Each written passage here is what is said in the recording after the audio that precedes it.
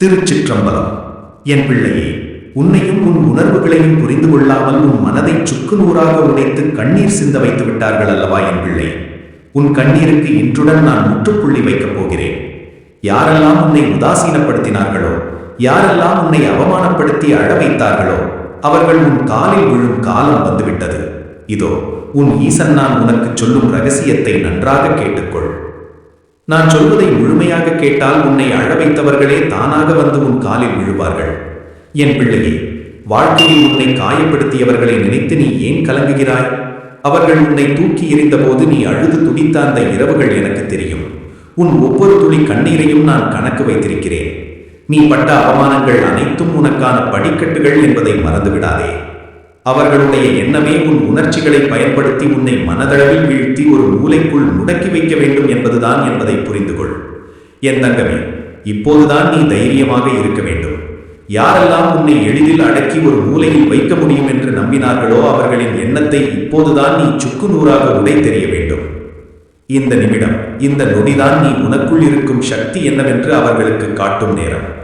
என் மீது நெருப்பு மழையே விழுந்தாலும் நான் கருக மாட்டேன். அதே சுடரில் அக்னி நட்சத்திரம் போல் மீண்டும் எழுவேன் என்று தைரியமாக நிமிர்ந்து நில். இதுதான் அவர்களுக்கு நீ தரும் முதல் அடி. உன்னை அழவைத்தவர்கள் என்று சிரித்துக் கொண்டிருக்கலாம். ஆனால் உன்னை என்ன செய்தும் உடைக்க முடியவில்லையே என்று தடுமாறி விடுவார்கள். நீ எதற்கும் கலங்காமல் உனக்கு பிடித்ததை செய். அதுவே அவர்களுக்கு நீ தரும் இரண்டாவது அடி.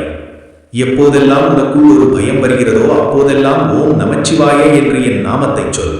அடுத்த நிமிடமே நான் உனக்குள் ஒரு புது சக்தியாக உருவெடுப்பேன். இந்த வார்த்தைகள் உனக்குள் ஒரு புது சக்தியை தந்தால் நீ யாருக்காகவும் அழமாட்டேன் என்ற எண்ணம் வந்ததென்றால் இந்த தகவலை மற்றவர்களுக்கும் ஷேர் செய்துவிட்டு ஓம் நமச்சிவாய என்று பதிவிடு. என் பிள்ளையே, காலம் ஒரு நாள் சுழலும் என்பதை அவர்கள் அறிய மாட்டார்கள். செல்லமே, பழி வாங்குவது என் குணமல்ல, ஆனால் நீதி வழங்குவது என் கடமை. உன்னை அழ வைத்தவர்களுக்கு நீ எவ்வித தீங்கும் செய்ய வேண்டாம். அவர்கள் உன்னை தேடி வரும் நிலையை நானே உருவாக்குவேன். உன்னை ஏளனம் செய்த அதே கண்கள் வியப்போடு உன்னை பார்க்கும் காலம் இதோ மிக அருகில் வந்துவிட்டது. அவர்கள் உன் உயர்வை பார்த்து பொறாமைப்பட போவதில்லை. மாறாக தங்கள் தவறை உணர்ந்து உன் காலில் விழுந்து மன்னிப்பு கேட்கப் போகிறார்கள். அதற்கு நீ செய்ய வேண்டியது ஒன்றே ஒன்றுதான். பொறுமையாக இரு, உன் கடமையை செய். உன்னை செதுக்கவே நான் இந்த வலிகளை கொடுத்தேன். வைரம் எப்படி மின்னுகிறதோ அப்படி உன்னை உலகமே பார்க்கும்படி நான் உயர்த்தி வைப்பேன். உன் பொறுமைதான் உன் மிகப்பெரிய ஆயுதம். உன்னை தூற்றியவர்கள் எல்லாம் போற்றும் நாள் வெகு தூரத்தில் இல்லை.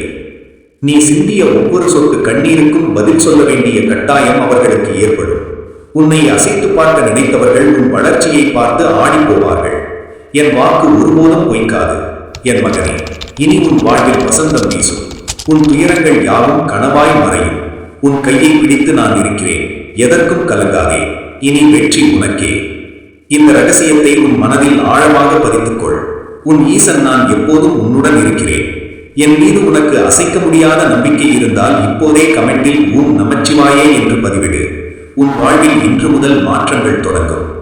இந்த வீடியோ உங்களுக்கு பிடித்திருந்தால் லைக் செய்துவிட்டு நமது சிவன் வாக்கு 786 சேனலை சப்ஸ்கிரைப் செய்து கொள்ளுங்கள். இந்த அருள் வாக்கு இன்னும் பலரை சென்றடைய ஷேர் செய்யுங்கள். திருச்சிற்றம்பலம்.